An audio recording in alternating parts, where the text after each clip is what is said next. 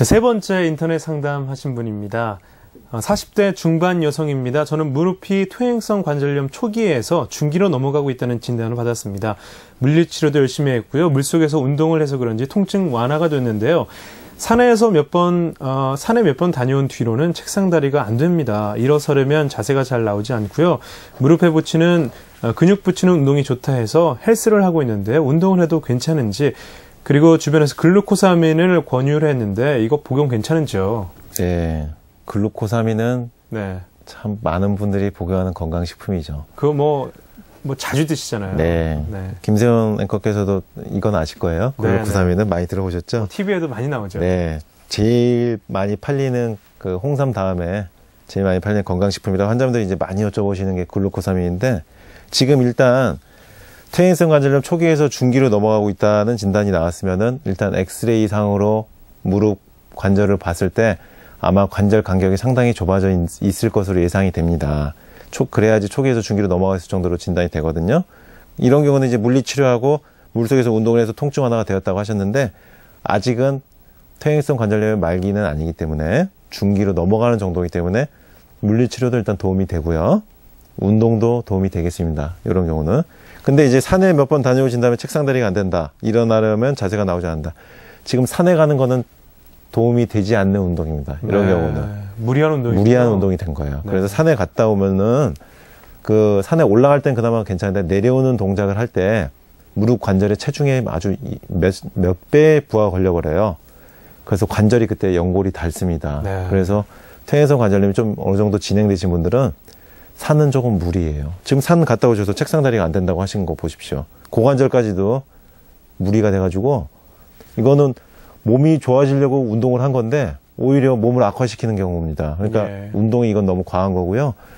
걷는 운동 정도 하시는 게 좋고, 이런 경우는 또 물에서 지금 운동하신다고 했는데 물에서는 운동을 좀 하셔도 돼요. 퇴행성 관절염은 아쿠아로빅이나 수영, 물속에서 천천히 걷기, 물에서 다리를 한쪽씩 뻗어주기, 이런 물속에서 체중이 안 걸리는 운동을 해주셔야 되고, 그 다음에 좋은 운동은 의자에 앉은 자세에서 한쪽 다리를 하나씩 이렇게 펴주는 겁니다. 쭉 펴고, 앉은 자리에서 한쪽 다리를 쭉 펴준 상태에서 20초에서 30초 유지하고, 그 다음에 한쪽 다리 내리고, 반대쪽 다리 또 쭉 뻗어가지고 20초, 30초 유지하고, 요거를 20회에서 30회 한 번 할 때 아침 저녁으로 이렇게 해주시면은 무릎에 근육이 붙어요.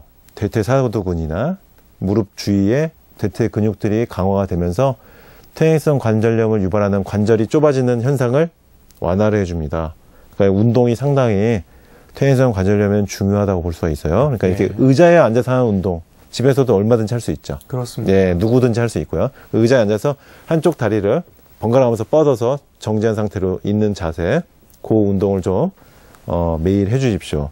그리고 헬스는 하셔도 되는데, 헬스 가시면은 제가 그 동작 이름을 정확히 모르겠습니다. 기계를 지금 이 자세로 운동하는 기계가 있더라고요. 헬스 가도 한쪽 다리를 쭉 편 상태로 근력을 키우는 건데, 거기다 키로수를 많이 거시면 안 되고, 일반 남자분들이 막 근육 키우려고 하는 것처럼 키로수를 무리하게 달고서 하시면 안 되고, 가볍게 아주 미세한 중량을 달고서 펴는 운동을 해주시면 됩니다. 그리고 거기서 뛰는 운동 하지 마시고, 러닝머신에서는 걷는 운동만 해주셔야 돼요. 걷는 운동 가볍게. 그러고 나서 이제 글루코사민을 설명을 드리겠는데, 글루코사민은 어느 정도 효과가 많이 느끼시기 때문에 많이 복용을 하시는 거거든요. 그래서 제가 류마티스 질환, 퇴행성 질환 관절 쪽으로만 진료를 하다 보니까 이거를 복용하신 환자분들을 그동안 아주 수많이 이제 배웠는데, 요게 드시고 나서 반응을 좀 보셔야 돼요. 본인의 몸 반응을. 효과가 있는 분들이 있어요. 그래서 글루코사민을 드시고 나서 무릎 통증이 좀 덜하다, 조금 아픈 게 덜하다, 이런 느낌이 드신 분들은 그게 맞다고 보시면 되는데, 이게 안 맞는 분들은 소화장애가 오고요, 그 두통이 나타나는 경우가 있어요. 그 약이 안 맞다 보니까 통증은 안 가라앉고 몸 컨디션이 점점 떨어지면서 만성 피로감을 점점 느끼시는 경우도 있습니다.